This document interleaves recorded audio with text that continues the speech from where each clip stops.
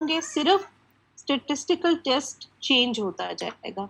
तो just for my revision मुझे ये बताओ कि हम एक कंटिन्यूस डेटा के लिए करते हैं और एक हम क्वालिटेटिव डेटा के लिए हम टेस्ट ऑफ सिग्निफिकेंस करते हैं। अगर अज्यूमिंग कि हमें जो डिस्ट्रीब्यूशन दी गई है वो नॉर्मली डिस्ट्रीब्यूटेड है, पैरामीट्रिक है, तो अगर हमने अभी तक क्या किया था कि अगर नॉर्मली डिस्ट्रीब्यूटेड डेटा हो, रैंडमली सिलेक्टेड हो और 130 से ऊपर सैंपल साइज है, तो हम कौन सा टेस्ट लगाएंगे? मैम जी टेस्ट तो आज हम जो करेंगे, आज हम जो टेस्ट लगाएंगे वो कहेंगे वो है स्टूडेंट टी टेस्ट।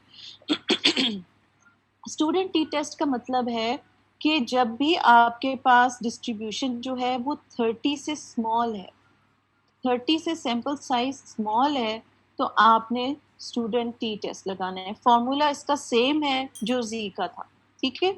सिर्फ इसके अंदर चूंकि प्रेजेंटेशन जब मैं क्लास में कराती हूँ तो मैं पहले ब्लैक बोर्ड पर प्रैक्टिस कराती हूँ, फिर मैं प्रेजेंटेशन दिखाती हूँ। अब मेरे लिए ये बड़ा चैलेंज था कि मैं आपके साथ कैसे कांटेक्ट करूँ, तो मैंने ना इसकी एक समरी बना के आप सबके साथ शेयर की है, ठीक है। और दिस इज बेसिकली कि अगर सैंपल साइज जो है वो एक मीन है, या सैंपल साइज एक सैंपल है तो एक मीन, या दो सैंपल्स हैं, ठीक है।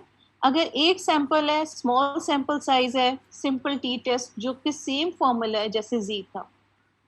लेकिन अगर दो सैंपल्स हैं तो वो आगे से दो किस्म के होंगे, या मेल और फीमेल क्लास में जो है उनके ब्लड प्रेशर्स का कंपैरिजन होगा, हाइट्स का कंपैरिजन होगा, या एचपी का कंपैरिजन होगा, मतलब दो मीन्स का कंपैरिजन, दो डिफरेंट सैंपल साइजेस हैं, या एक क्लास का दूसरी क्लास के साथ होगा, या एक हॉस्पिटल का दूसरे हॉस्पिटल से होगा।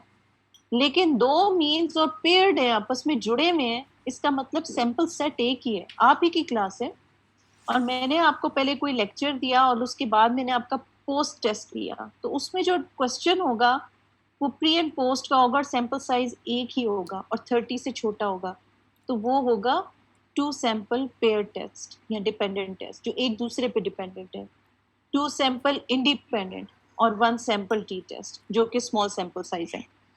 अगर दो से मीन ज्यादा हो जाए तो फिर अनोवा लगाएंगे जो हम बाद में करेंगे, जिसको एफ टेस्ट कहते हैं। ठीक हो गया? तो let's start the lecture now.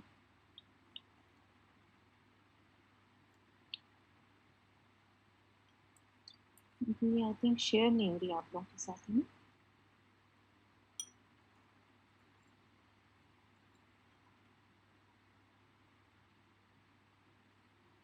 अच्छा, ये ब्लूमन जो आपको मैंने बुक दी है ना, उसके अंदर ये चैप्टर 9 है और ये 2-3 पेजेस हैं बीच में। बुक बहुत मोटी है, देखने से लगता है बहुत मुश्किल है, लेकिन मुश्किल नहीं है। उसकी इंग्लिश बहुत सिंपल है और समटाइम्स छोटे छोटे जो आपके होते हैं ना कॉन्सेप्ट्स, वो बड़े अच्छे बनते हैं।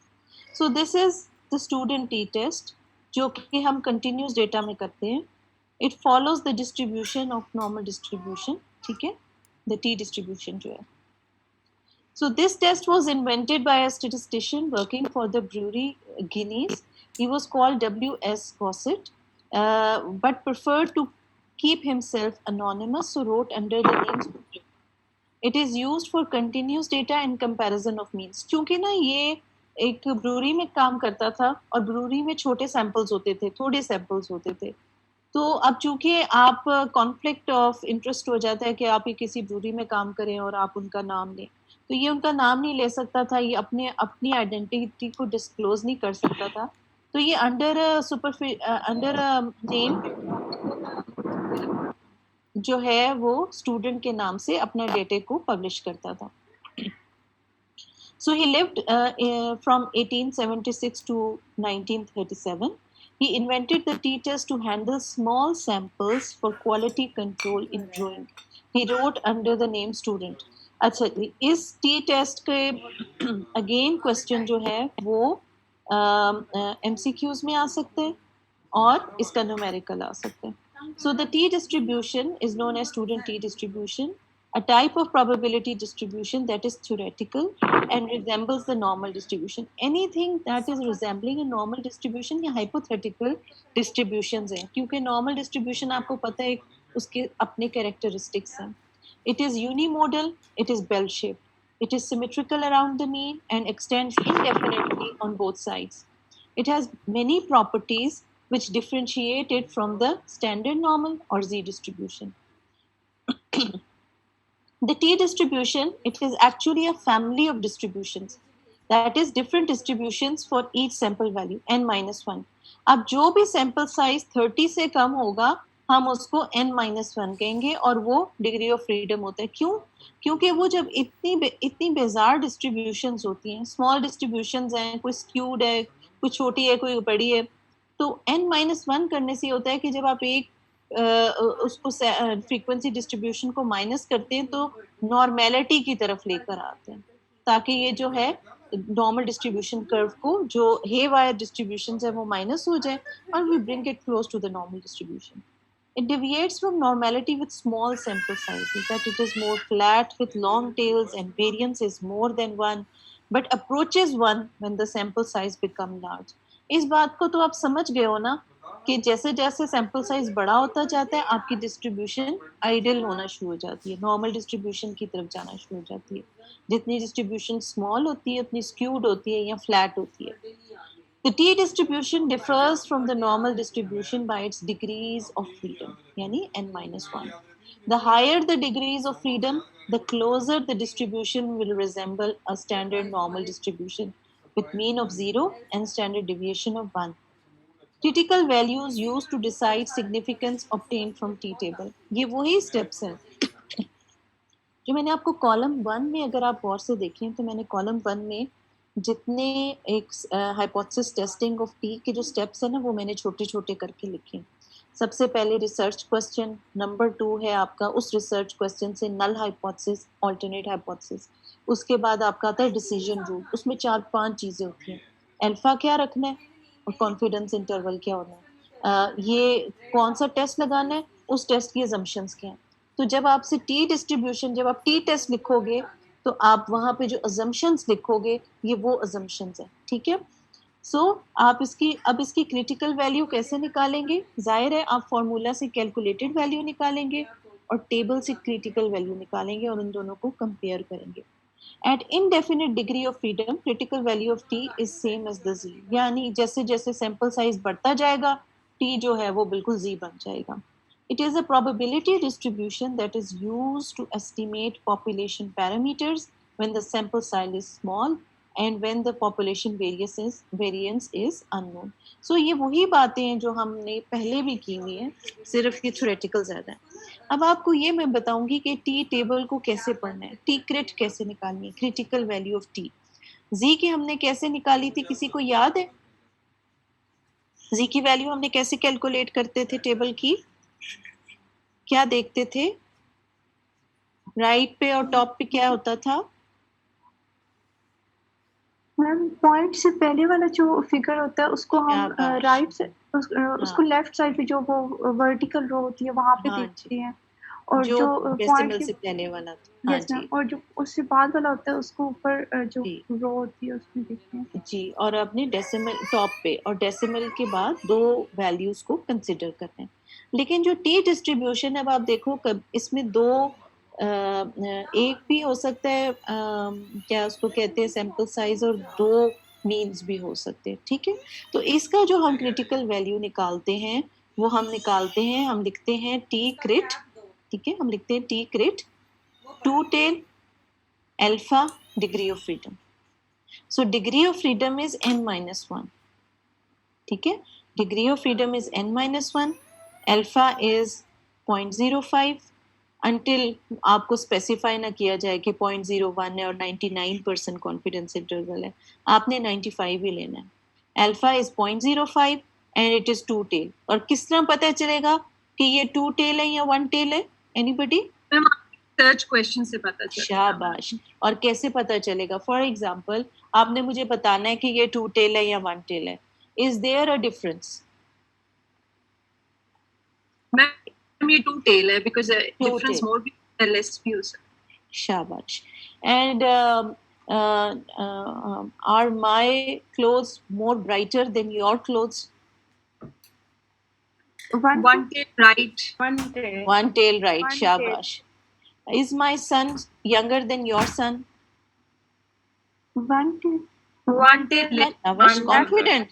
One tail left. One tail left. ठीक हो गया. तो इस तरीके से higher, lower, brighter, shiner, above, below, more, less, ये जो चीज़ें और जो न्यूट्रल है वो टू टेल है. तो आपने डिग्री ऑफ जो इसकी क्रिटिकल वैल्यू है t crit, it will be two tail, alpha 0.05 और डिग्री ऑफ फ्रीडम n-1. ठीक है. अच्छा, अब एक मजे की बात, व्हाट इफ कि टू मीन्स हैं और टू मीन्स जब एक मीन होगा तो n-1 होगा सैंपल साइज. ठीक है ना, एक ही सैंपल साइज. लेकिन अगर टू मीन्स हैं और इंडिपेंडेंट सैंपल है, for example males of the class and females of the class, तो फिर क्या करेंगे? Of course it is n-1 और दूसरे का भी n-1. लेकिन मैथमेटिकली इसको ऐसे लिखते हैं कि n1 प्लस n2 माइनस 2. अब डिफरेंट बुक्स में स्टैट्स की अगर आप देखोगे तो कहीं पे n-1 और n-1 अलग-अलग करके भी कैलकुलेट हुआ है और किसी बुक में n1 प्लस n2 माइनस 2 है. मेरा ख्याल है आप n1 प्लस n2 माइनस 2 करें अगर 2 सैंपल्स हैं तो सेम आंसर आएगा. किसी बुक में फॉर्मूला में अंडर रूट नहीं दिया हुआ, किसी बुक में अंडर रूट दिया हुआ है, कहीं पे स्क्वायर किया हुआ है. फॉर्मूले का आंसर जो मर्जी आप फॉर्मूला लगा लेंगे आपका आंसर वही आएगा. ठीक है, मे भी थोड़ा बहुत ऊपर नीचे हो जाए लेकिन जो उसकी इंटरप्रिटेशन है, रिजेक्ट और एक्सेप्ट, वो एक ही होगी. नाउ इस अंडरस्टैंडिंग के साथ ये टेबल है. अब आप देखिए, आपने देखना है वन टेल कि टू टेल. इसलिए बहुत ज़रूरी है कि आपको जो क्वेश्चन मैं दूंगी ना, क्वेश्चन जो पेपर में, that will be your research question. तो वो क्वेश्चन जो है वो टू टेल है या वन टेल है, आपको रिसर्च क्वेश्चन से पता चल जाएगा. फिर आप देखेंगे कि उस पर स्पेसिफाइड होगा अल्फा क्या है, 0.05 है या अल्फा 0.01. अगर 0.05 टू टेल है, जिस तरह इस बुक इसमें दिया हुआ है, तो ये टू टेल, ये अल्फा 0.05. ठीक हो गया. और इधर है डिग्रीज ऑफ फ्रीडम, इसका मतलब n-1. ठीक है. अब आप ये देखिए, आपको मैं ये सॉल्व करना सिखा रही हूँ. Find the critical value of t given that alpha is 0.05, it is two tailed and the degree of freedom is 12. ठीक है, अल्फा 0.05, डिग्री ऑफ फ्रीडम 12. ठीक है, और आपकी क्रिटिकल वैल्यू क्या आई? 2.179. As it is two tailed, it means कि जो आप वो नॉर्मल डिस्ट्रीब्यूशन कर्व बताएंगे, दोनों साइड पे जो आपका अल्फा है वो जो है वो डिवाइड हो जाएगा. ठीक है, वो 0.05 जो ये प्लस पे भी 2.179 होगा और माइनस में भी 2.179 होगा. अच्छा, एक और देखते हैं. The degree of freedom, alpha is 0.01 and the degree of freedom is 29. तो 29 और अल्फा 0.01, ठीक है, आपका बनता है, और वन टेल्ड अल्फा 0.01 और 29 आपकी क्रिटिकल वैल्यू बनती है 2.462. ठीक है. Again, let me tell you here that in your class test and in your exam you will have these tables with, मैं आपको tables दूंगी प्लस आपको फॉर्मूला शीट भी दूंगी. फॉर्मूला शीट भी आज मैं आप लोगों के साथ शेयर कर लूँ. ठीक है, तो उन्हीं फॉर्मूलाज को फिर आपने प्रैक्टिस करना है, वरना डिफरेंट बुक्स में डिफरेंट फॉर्मूलाज होते हैं. ठीक हो गया. सो इस तरह इसमें कोई क्वेश्चन है बेटे टेबल को एनालाइज करने में, टेबल क्रिटिकल वैल्यू निकालने में? No ma'am. Okay, no ma'am. Okay okay. अच्छा, ये बच्चों को कंफ्यूज करने के डिफरेंट तरीके हैं. जी टेस्ट लगाओगे या टी टेस्ट. ठीक है, standard deviation known, standard deviation not known. Sample size is more than 30, sample size is less than 30. So if the sample size is more than 30, the standard deviation is known, you apply z-test. If the standard deviation is known and the sample size is less than 30 and even standard deviation is known, तो भी आप z-test लगा. लेकिन जो हमारे वाला आज का जो लेक्चर है टी टेस्ट का, उसमें सैंपल साइज 30 से कम है और स्टैंडर्ड डेविएशन हमें निकालनी पड़ेगी 2 सैंपल्स की, तो इसलिए फिर हम स्टूडेंट टी टेस्ट लगाएंगे. याद रखिए कि जो आपका जो अब आप अप्लाइड एपीबायो पढ़ेंगे जब नेक्स्ट सेमेस्टर में, तो वो सारा ये सारी चीज़ें आपने सॉफ्टवेयर में SPSS में करनी. तो ये क्यों हम आपको हाथ से करा रहे हैं? ये हम इसलिए करा रहे हैं ताकि जब आपका जो माइंड है बेसिकली दैट इज़ द वो डिज़ाइनर है, रिसर्च डिज़ाइनर. जो सिस्टम है, जो सॉफ्टवेयर है, वो वही करेगा जो आप कहेंगे.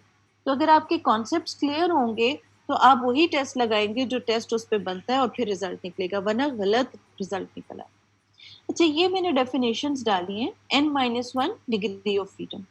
The degree of freedom is related to your sample size and shows how many free data points are available in your test for making comparisons. The greater the degrees of freedom, the better your statistical test will work. P-value क्या होती है? This describes the probability that you would see a t-value as large as this one by chance. The 95% confidence interval, this is the range of numbers within which the true difference in means will be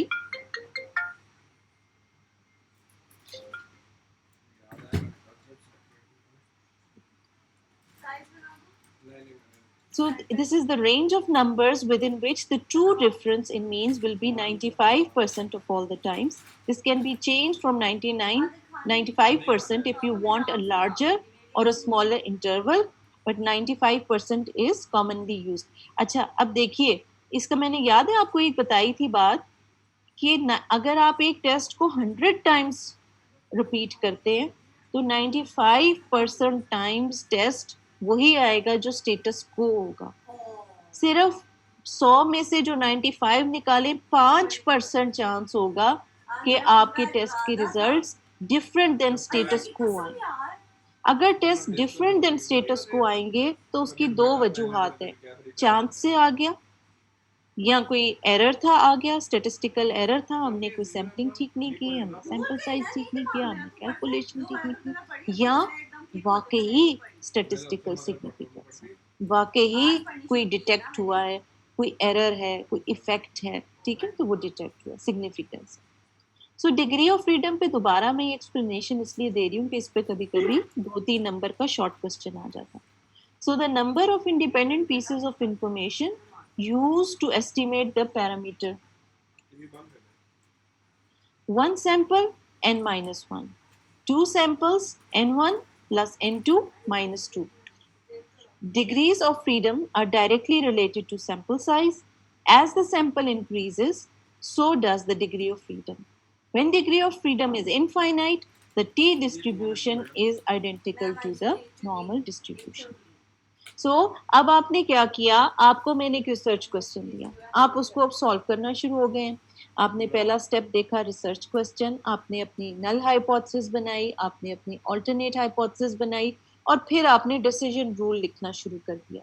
decision rule का मतलब है कि what are the rules of the game जो हम ये numerical solve करने लगे हैं. सबसे पहले आपने कहा अल्फा 0.05, आपने कहा कॉन्फिडेंस इंटरवल 95%, आपने कहा कि ये टी डिस्ट्रीब्यूशन है क्योंकि सैंपल साइज जो है वो 30 से कम है और एक मीन इस्तेमाल हो रहा है. उसके बाद आपने कहा कि जी इसमें डिग्री ऑफ फ्रीडम जो है वो n-1 है, और फिर उसके बाद उधर ही आपने अपनी क्रिटिकल वैल्यू टी टेबल से देख ली, क्योंकि आपको पता था कि ये 2 टेल है, आपको पता था अल्फा 0.05 है, आपको पता था कि डिग्री ऑफ फ्रीडम क्या है, और इन 3 चीज़ों को देखते हुए आपने अपनी क्रिटिकल वैल्यू निकाल ली. फिर आपने कहा कि मैं इस पे स्टैटिस्टिकल टेस्ट लगाऊंगी या लगाऊंगा टी टेस्ट, ठीक है, ऑफ स्मॉल मीन्स. तो टी टेस्ट जो मैं लगाऊंगा उसकी अजम्पशंस ये हैं कि the samples are randomly and independently drawn from the respective population. ये हम क्यों कह रहे हैं? क्योंकि हमने पता है कि 95% टाइम स्टेटस को है, ओनली 5% टाइम है कि यहाँ वाकई कोई फ़र्क है, स्टेटिस्टिक सिग्निफिकेंस है या चांस है या एरर है।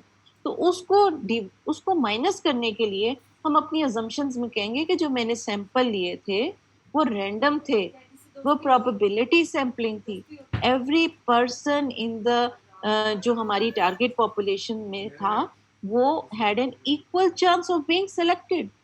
और सैंपल्स को इंडिपेंडेंटली ड्रॉ किया गया था, एक दूसरे को बता के नहीं ड्रॉ किया गया था। The distribution follows normal distribution, and in this test, in this context, the t-test is similar to the z-test. One sample, small mean. तो क्या है ये?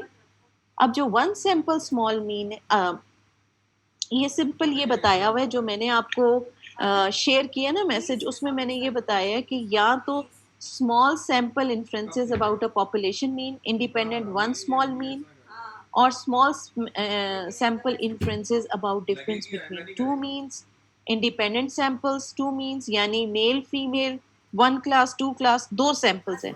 तो इसका मतलब ये n-1 n-1 या n1 plus n2 minus 2 is the degree of freedom, या दो सैंपल्स हैं लेकिन प्री पोस्ट है, तो इसको डिपेंडेंट या पेयर टेस्ट कहते हैं, पेयर टी टेस्ट। और इसके क्वेश्चन ऐसे आएंगे कि देखते ही पता चल जाएगा। ये आएगा कि जी आपकी क्लास का एक टेस्ट हुआ तो प्री टेस्ट और पोस्ट टेस्ट क्या था, ब्लड प्रेशर्स चेक किए गए प्री मेडिसिन और पोस्ट मेडिसिन, या प्री सॉल्ट या पोस्ट सॉल्ट इनटेक क्या था। तो एग्जाम स्कोर्स के ऊपर क्वेश्चन आ सकते हैं। तो प्री और पोस्ट जहाँ पे आएगा, सैंपल साइज छोटा है 30 से, तो आप समझ जाएं कि student t test two means dependent या पेयर टेस्ट है। ठीक है, अब इनके क्वेश्चंस कैसे होंगे? Test for a single means, जो कि जी के तरह का है, whether the sample mean is equal to the predefined population mean, एक को दूसरे से कंपेयर करना।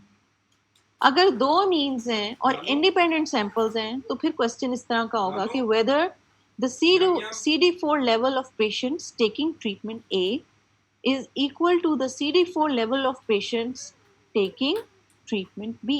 So there are two samples, treatment A वाले लोग और ट्रीटमेंट B वाले लोग, और उनका कंपैरिजन है। तो इसका जो नल हाइपोथेसिस और अल्टरनेट होगा, वो null hypothesis will state that mean 1 is equal to mean 2, और फिर अल्टरनेट होगा mean 1 is not equal to mean 2। ठीक है, देन पेयर्ड का क्या होगा कि when the treatment conferred any, whether the treatment conferred any significant benefit, or what is the CD count before treatment and CD count after treatment। तो आपको question से पता चल जाएगा कि एक मीन को एक मीन से कर रहे हैं, या दो मीन्स हैं जिनका कंपैरिजन कर रहे हैं, या आपके एक ही सैंपल है जिसका प्री पोस्ट कर रहे हैं। ठीक है, इन्हीं को दोबारा दिखा रही हूँ। T test, two sample t test, single sample t test, इसका फॉर्मूला सेम है जो जी का है। और टू सैंपल टी टेस्ट आगे से पेयर्ड है या अनपेयर्ड है। पेयर्ड को डिपेंडेंट भी कहते हैं और अनपेयर्ड को इंडिपेंडेंट कहते हैं। ठीक है, तो अब हम वहां से शुरू करेंगे जब उसने अजम्पशंस के बाद कहा था कि small sample inferences about a population mean one sample t test, एक सैंपल को बस अपने पॉपुलेशन से कंपेयर करें।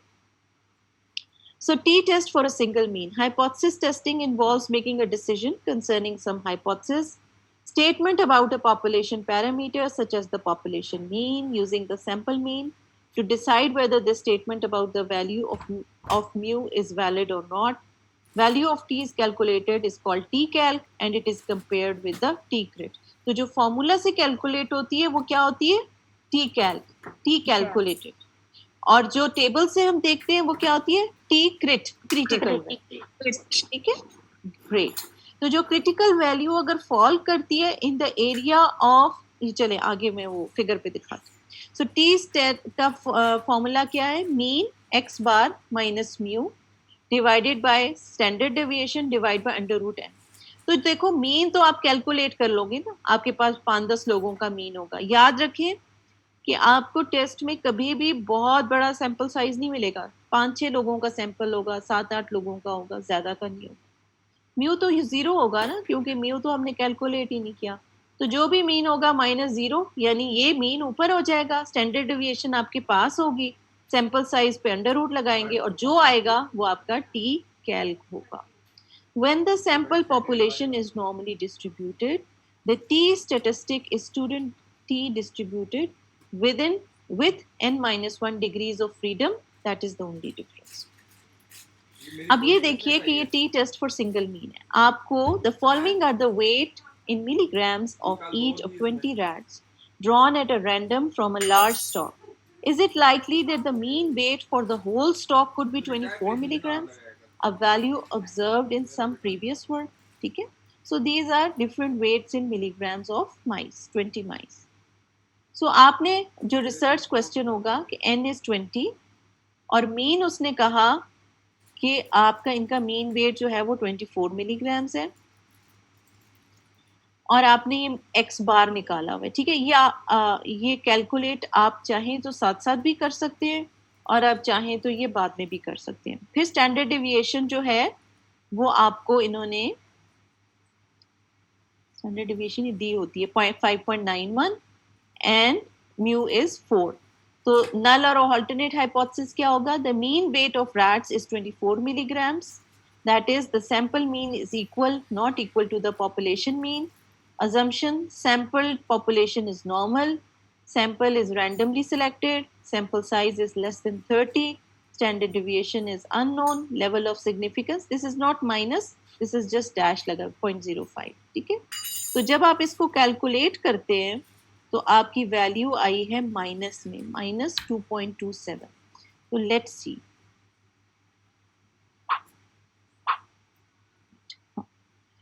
सो आपने जब अपना डिसीजन रूल बताना होता है, आपने वहीं पे क्रिटिकल वैल्यू निकाली. तो आपने कहा कि अगर मेरी critical value less than t calc है, I will reject the null hypothesis, यानी मेरी टेल्स में फॉल हो रही है. और अगर मेरी क्रिटिकल वैल्यू ज़्यादा है टी कैल्क से, तो इसका मतलब मेरी बिल्कुल कर्व के अंदर फॉलो हो रही है, in the area of acceptance of null hypothesis. So I will fail to reject the null hypothesis or accept the null hypothesis. अच्छा जी, फिर आपने अपनी इस कैलकुलेशन के मुताबिक आप देखते हैं कि कहाँ फॉल किया. सो दिस इज 0 और आपकी चूंकि वैल्यू माइनस में आई थी, तो आपका जब टी क्रिट यहाँ पे अल्फा का 2.093 था और आपका 2.27 था.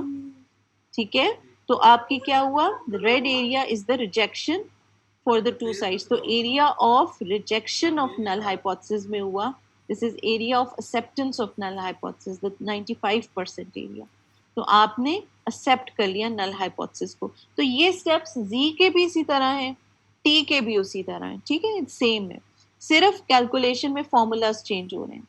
सो determining the p value, again वही पॉइंट उसने दोबारा एक्सप्लेन किया है कि आपकी एक्सेप्टेंस और रिजेक्शन का कंपैरिजन टी कैल्क और टी क्रिट का. अच्छा, अब अभी तक तो सिंपल था. अभी तक तो मैंने आपको जो आपके साथ शेयर किया है व्हाट्सएप पे पिक्चर, उसमें जो फर्स्ट कॉलम था स्मॉल सैंपल साइज का, अभी तक तो आपने वो किया. अब हम उसके अगले 2 कॉलम्स पे आ रहे हैं कि व्हाट इफ कि हमारे पास 2 सैंपल मीन्स हैं और वो 2 डिफरेंट सैंपल्स हैं, तो दैट, और लेकिन सैंपल साइज 30 से कम है और कंटिन्यूस डेटा है. तो फिर आप क्या करेंगे कि आप यूज करेंगे टी इंडिपेंडेंट. ठीक है, t independent, student t test independent, ये भी आप कह सकते हैं. So t-test for difference between two means independent. Often we have 2 populations for which we would like to compare the means. Independent random samples of sizes n1 and n2 are selected from the 2 populations with no relationship between the elements we drawn from the 2 populations. The statistical hypotheses are given by null hypothesis state mean 1 is equal to mean 2. ठीक है, और alternate hypothesis will state that the mean 1 is not equal to mean 2. अगर suppose one tail होगी, more होगी तो ये more हो जाएगा, less होगी तो ये less हो जाएगा. अगर alternate hypothesis में आपका research question कह रहा है कि mean 1 is more than mean 2, तो फिर आपकी null hypothesis होगी less than, mean one is less than और इक्वल टू मीन टू, ठीक है, क्योंकि तीन चीजें हो सकती हैं, इक्वल, लेस देन या ग्रेटर।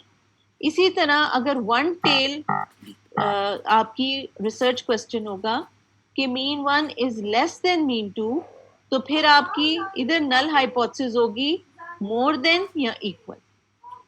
ठीक हो गया, ये पॉइंट क्लियर हो गया। So, two sample t-tests, sample West sample, independent unpaired samples. There are two samples. No connection between any subjects in two comparison groups. Samples do not necessarily have an equal number. Examples: comparison between male and female children of public and private schools, patients with treatment A or treatment B. So, what will be our assumptions? Normally distributed population, small sample, both the sample means are less than 30, samples are randomly selected, samples are independent, और इसमें ये भी आएगा कि the data is continuous data, ये भी आप डाल सकते हैं। So, how will you calculate it?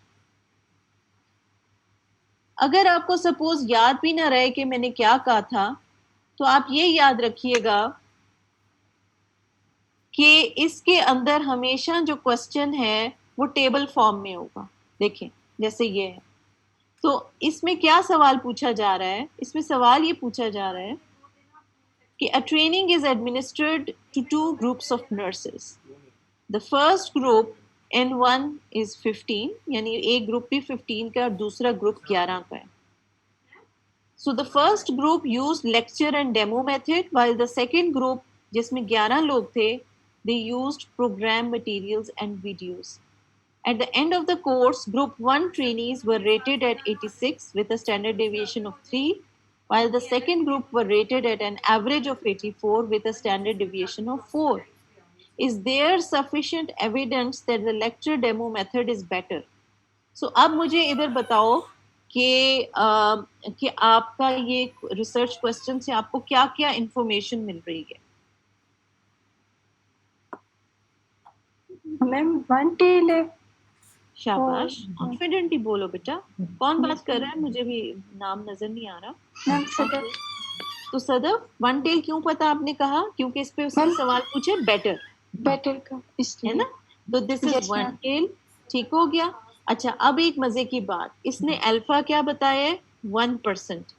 इसका क्या मतलब हुआ? Alpha is 0.01 and the confidence interval is 99 ma'am. 99। तो जब आप क्रिटिकल वैल्यू देखोगे तो आपने अल्फा 0.01 देखना है, वन टेल देखना है, और फिर अब आप आ जाएंगे degree of freedom.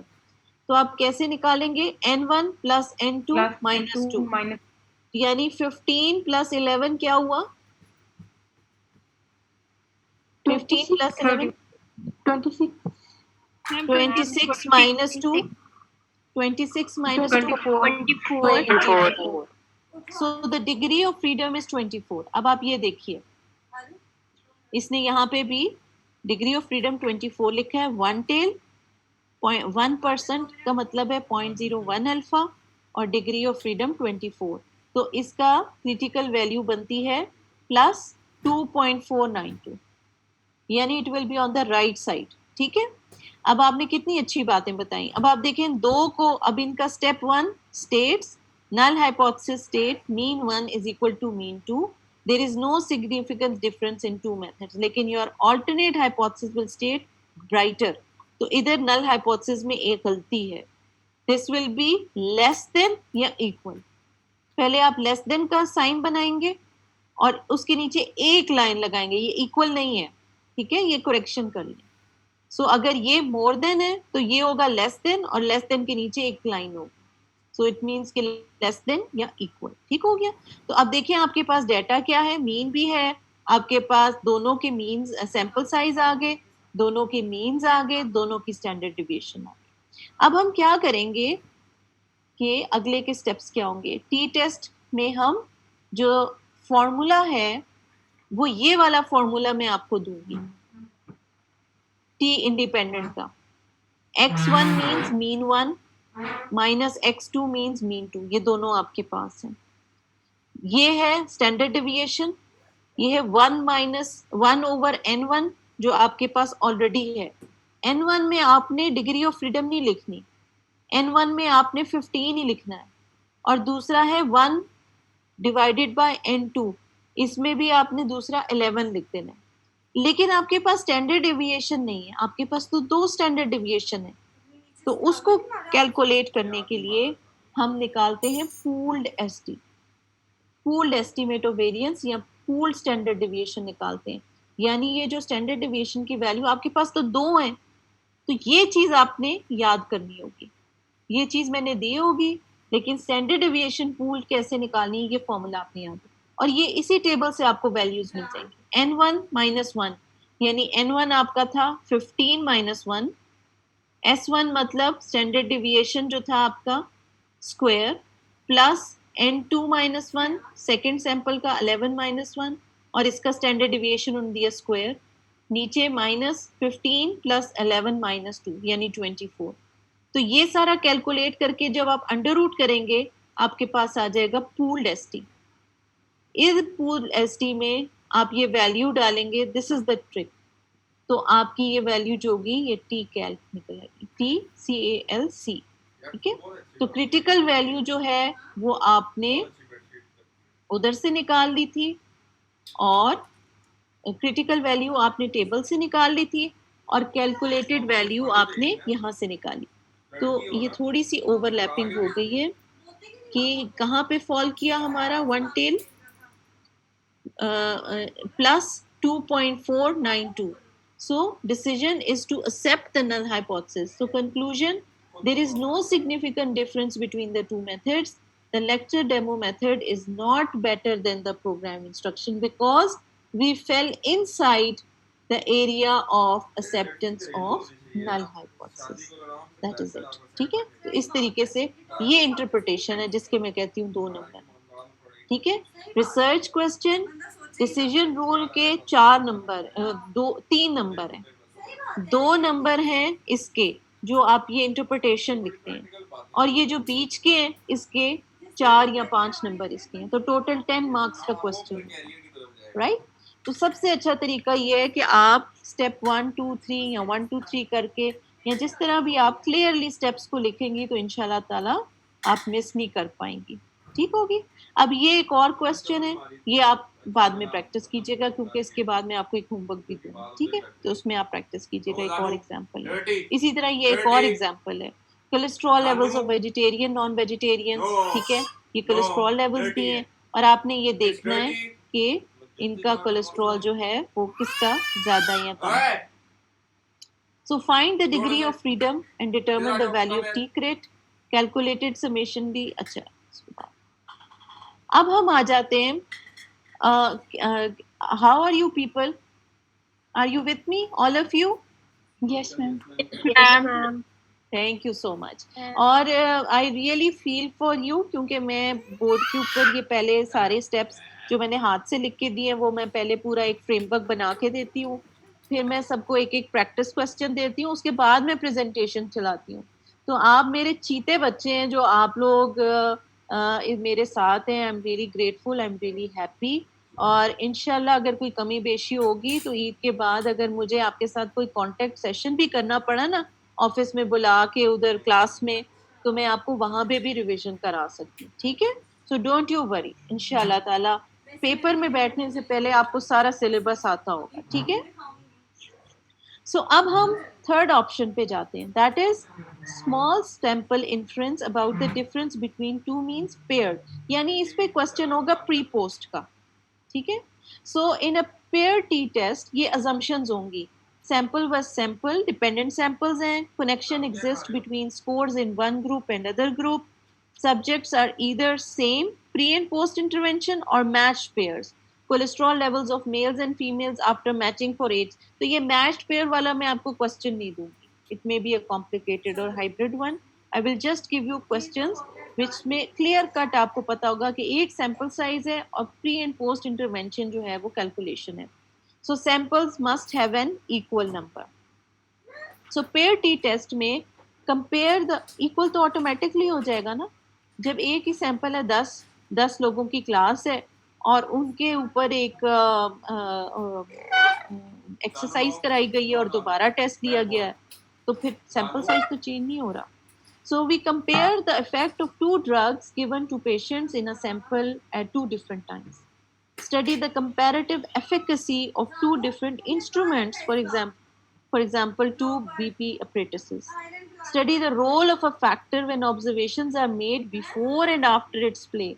Effect of drug on blood pressure. यही questions होंगे, इसी तरह के questions होंगे.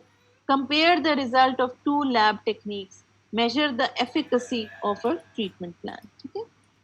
So assumptions, और याद रखो इन कोई लफ्जी बातों में परेशान नहीं होना. सैंपल साइज 30 से कम है, 1 मीन है कि 2 मीन है. सैंपल साइज 30 से कम है, 2 मीन है, तो इंडिपेंडेंट 2 अलहदा सैंपल हैं, ये एक ही का प्री पोस्ट है. तो इधर आपको एग्जैक्टली क्लियर हो जाएगा कि आपका 1 स्मॉल मीन टी टेस्ट है, या 2 सैंपल इंडिपेंडेंट है, या 2 सैंपल डिपेंडेंट पेयर्ड है, आपस में लिंक्ड है, प्री पोस्ट है. ठीक है. So the assumptions are the population is normally distributed, the small samples जो हैं वो less than 30, samples are randomly selected, samples are not independent, samples are paired, और आप इधर ये भी लिखेंगे the data is continuous. So find out the degree of freedom and value of crit from the table. You know that crit की value निकालेंगे 1 tail 2 tail alpha, और side पे देखेंगे डिग्री ऑफ फ्रीडम. पेयर्ड है तो फिर आप उसको उधर से देख लेंगे कि n-1 करेंगे. To calculate t calc, mean of the difference is divided by the standard error of difference. कितनी प्यारी डेफिनेशन है कि टी कैल्क किस तरह निकलेगा. जो दो वैल्यूज दी होंगी ना प्री पोस्ट की, उनको आपस में माइनस कर देंगे. जब माइनस करेंगे तो फिर उनका मीन निकालेंगे. जो मीन होगा उसको स्टैंडर्ड एरर से कर लेंगे divide. Standard deviation divided by √n. ये स्टैंडर्ड एरर है. ठीक है. स्टैंडर्ड एरर का एक पैराग्राफ है, वो चाहे आप कुज़मा से पढ़ लें, चाहे आप ब्लूमैन से पढ़ लें.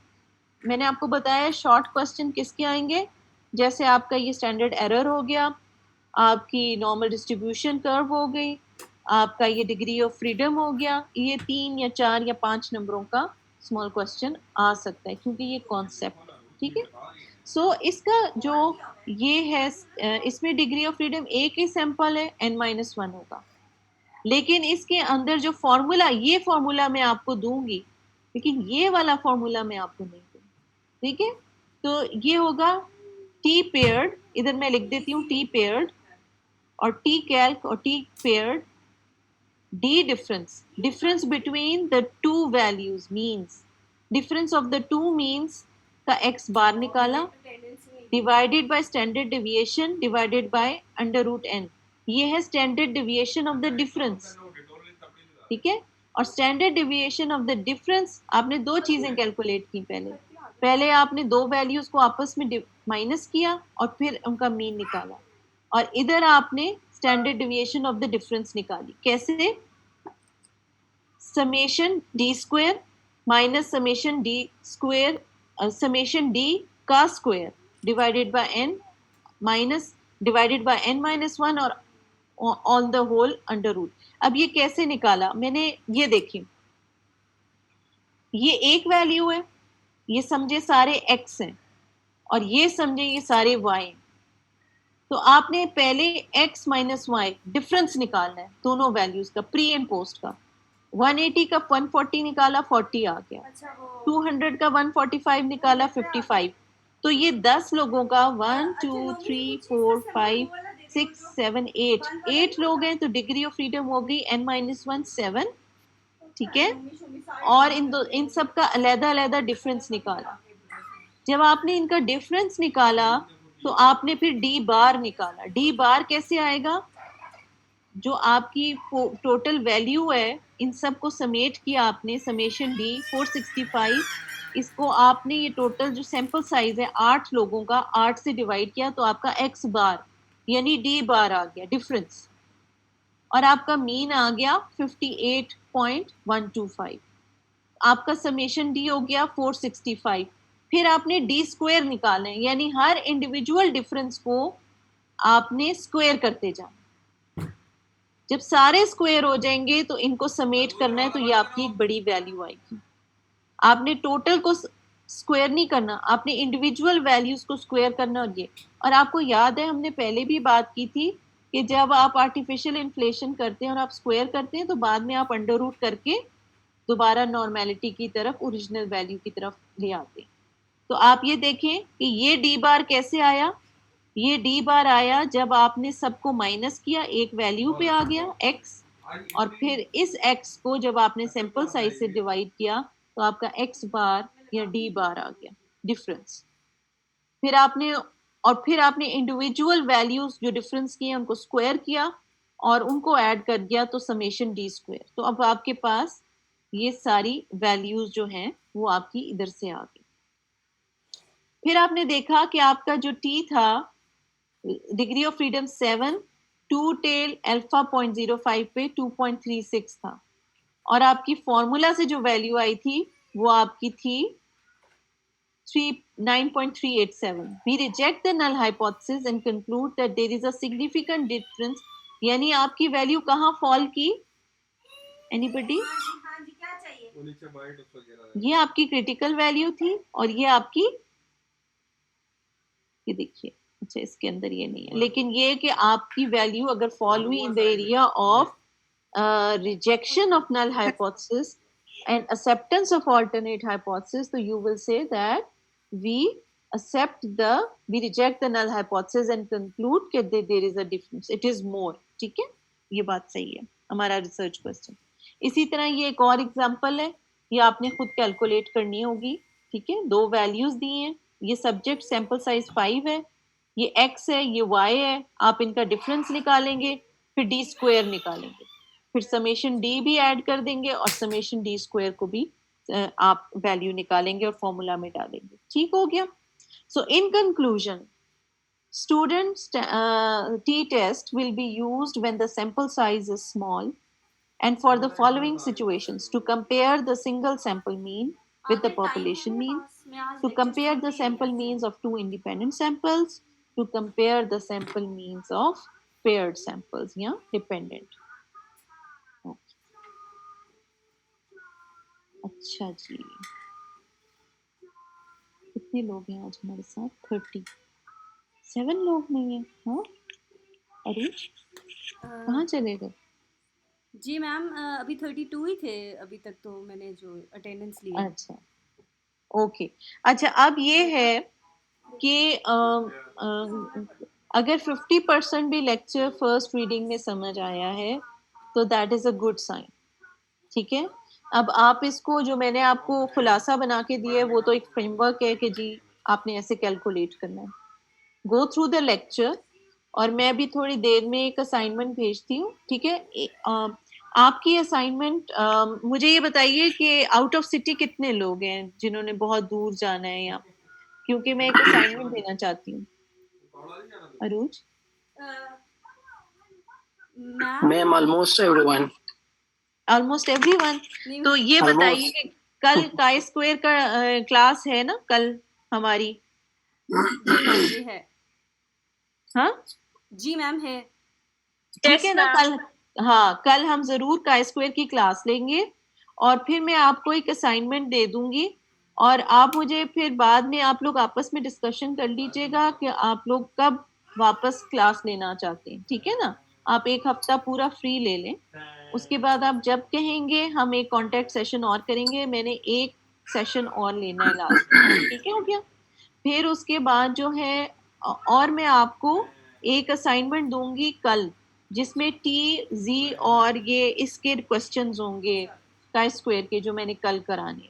ठीक है, तो उसमें ये होगा कि वो आप अपने हाथ से जब लिखेंगे ना वो असाइनमेंट, तो फिर आपके जो भी कोई ऐसे पॉइंट्स हैं क्लैरिटी जिनको चाहिए आपको भी पता चल जाएगा, या क्लियर हो जाएंगे या मेरे लिए क्वेश्चंस रह जाएंगे।